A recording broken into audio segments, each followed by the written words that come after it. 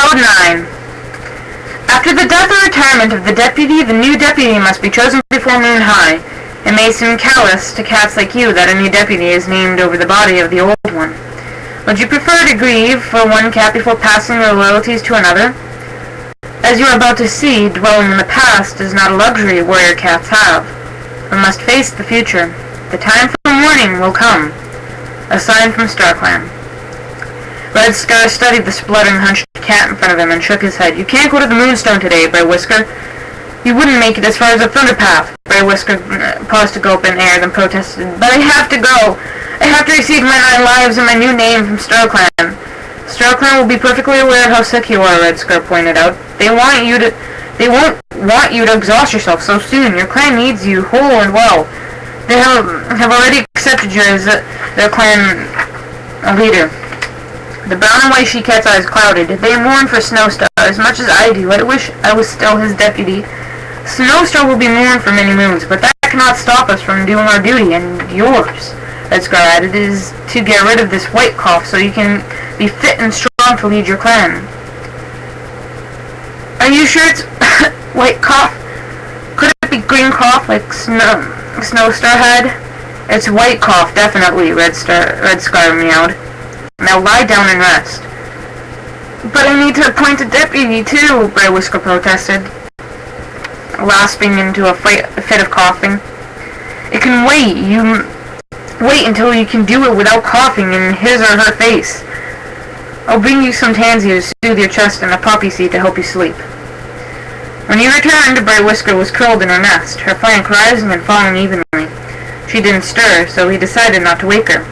He left the tansy leaves and the poppy seed beside a clump of moss soaked with water. Stretching the stiffness from his legs one paw at a time, he picked his way across the rutted, half-frozen clearing and headed for his nest of crow feathers and dry bracken. Darkness claimed at him as soon as he closed his eyes. Red Scar, come quickly! Red Scar shot out of his nest and pushed his way into the open. Flower Stem was staring at him as if all the foxes of the forest were on her tail. I can't wake Bray Whisker, she wailed. Every hair on Red Scar's pelt stood on end. He'd left only one poppy seed, barely enough for a whole night's sleep. Come see, Flower Stem pleaded, but Red Scar was already pushing past her, heading for the leader's den. It was dark inside, and Red Scar had to blink and wait impatiently for his eyes to adjust. Slowly he made out Bray Whisker's sleeping shape. She didn't seem to have moved since he last checked on her. Oh, StarClan, don't let her be dead! Red Scar pushed his nose into her neck fur, but there was no sign of the telltale throb of life beneath the skin, and her fur was as cold as frost. Red Scar!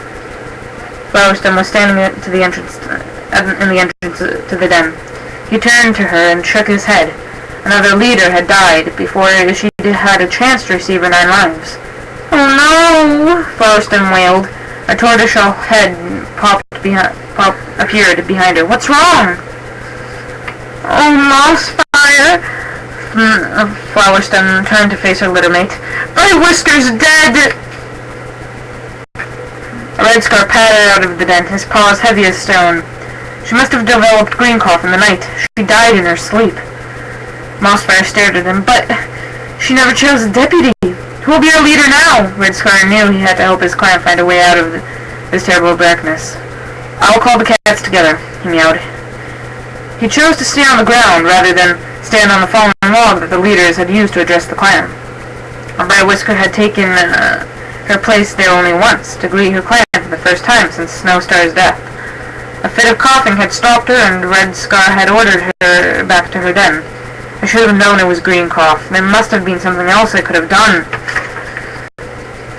Like let her appoint a deputy, a small voice inside him challenged. Red Scar pushed it away. Cats of Shadow Clan! Bray Whisker is dead. There will be time to grieve for her, but first we must choose a new leader. Are there any cats who wish to volunteer? His clanmates shifted restlessly, and there were worried murmurs, but no cat spoke out until Jumpfoot stepped forward. His muscles rippled under his black pelt, and his green eyes were somber. I will lead Shadow Clan if my clanmates wish it. There were several yowls of approval, but some murmurs of disagreement. We think Mossfire should be the leader, called one of the queens. Jumpfoot is too quick to go into battle. We want peace for our kits.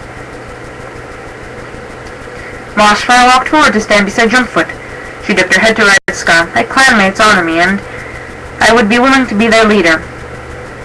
Not all of them want you, snarled Jumpfoot. Who would want a clan full of cowards, too frightened to defend their borders? Not rushing into every battle doesn't make me a coward, Mossfire retorted.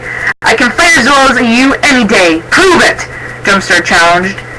This is no way to choose a leader, Flowerstem cried. Jumpfoot glared at her. We'll fight, and whichever cat StarClan favors will be victorious. Flowerstem looked pleadingly at Red Scar, but he felt frozen. What was happening to his clan? Jumpfoot and Mossfire started circling each other. The other cats moved back to give them more room.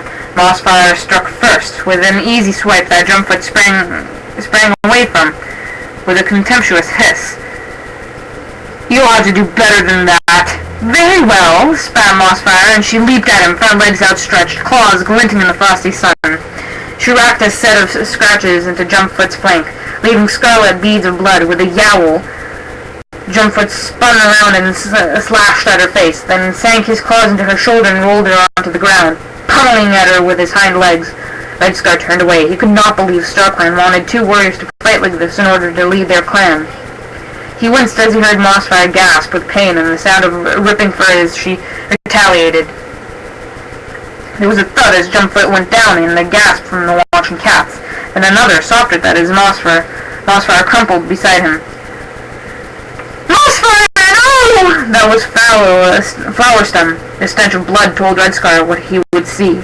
He turned around. The two cats were lying still as their lives ebbed away from blows struck too close, too hard.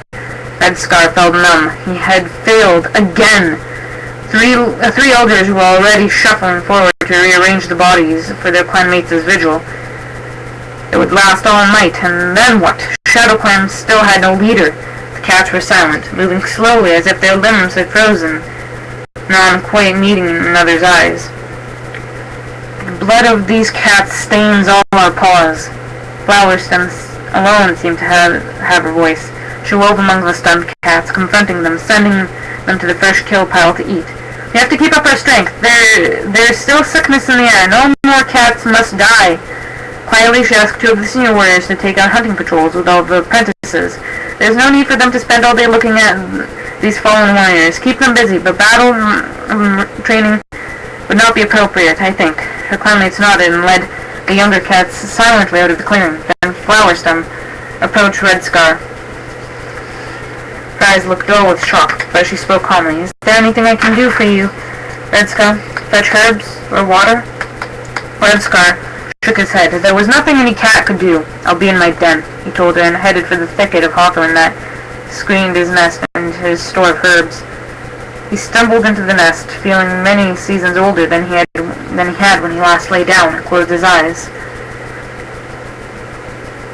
Red Scar, wake up! He opened his eyes. He was lying in the clearing among beech trees, their branches black and sharp against the snow-colored sky.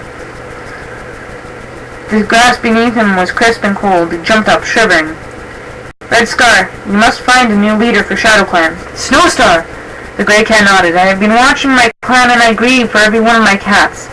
Most of all for Birdwhisker, who would have been a great leader, and for Jumpfoot and Mossfire, who let ambition cloud their senses and sharpen their claws. You must put this right, my friend. What can I do?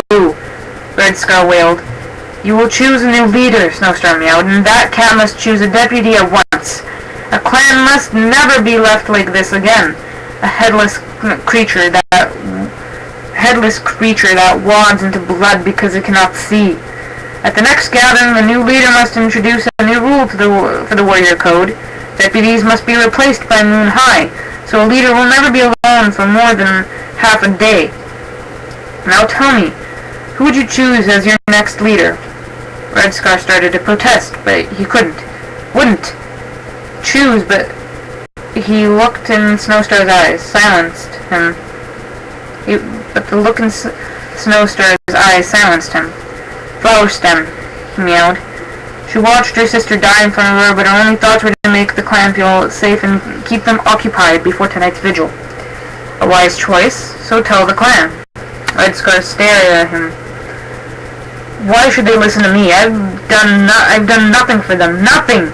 Snowstar narrowed his eyes. You're their medicine cat. They will listen to you if you use the right words. The beech trees were looking paler now, blurring against the white clouds.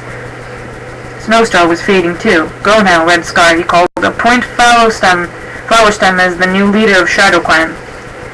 Red Scar blinked, and he was back in his nest with a crow feather tickling his ear. He shook his head irritably. The clan was in turmoil. You must think their warrior ancestors had given up on them. No words, but maybe an action. He padded into the clearing. The camp was quiet and deserted, apart from the bodies of Mossfire and Jumpfoot lying in the shelter of some dry bracken. He slipped out of the camp and trotted to a place where an oak tree grew on ground that was less marshy than the rest of the territory. Mossfire and Jumpfoot would be buried near here, and at the foot of the tree, sheltered from the wind, grew a bunch of delicate white flowers, the color of snow and the shape of raindrops. Checking there were no cats around, he nipped one of the snowdrops off at the base of its stalk. Laying it on the ground, he pulled off the smooth white petals, leaving just the stem. Then he curled it up and pushed it into a clump of moss that he dug up from underneath a tree root. Picking up the moss in his teeth, he headed back for the camp. No cat would question the medicine cat fetching moss. It was used for bedding as well as to carry water. When he returned to the camp, there were more cats around. The hunting patrols had come back with a fair haul of fresh kill, and pale sunlight had tempted their clanmates out to eat. Red Scar nodded to one or two as he crossed the clearing. As he passed the fallen log used by the leaders to address the clan, he relaxed his grip on the moss and let the snowdrop stalk spring out. Quick as lightning, he dropped the moss and kicked it with his paw so that it rolled underneath a hawthorn out of sight. "Look!" he cried,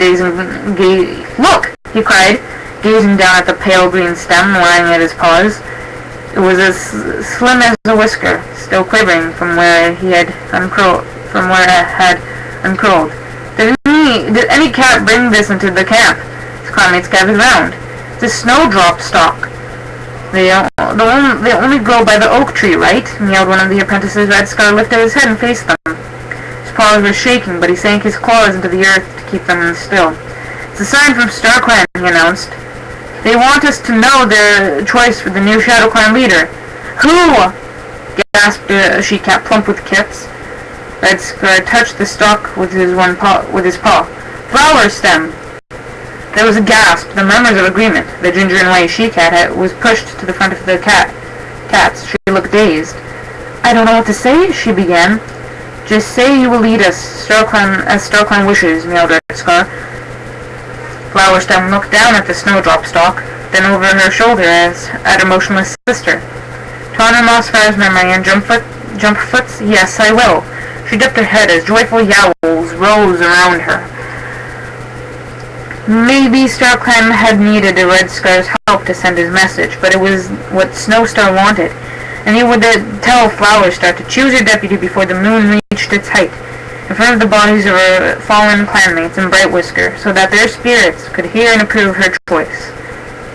"Thank you, Snowstar," he whispered.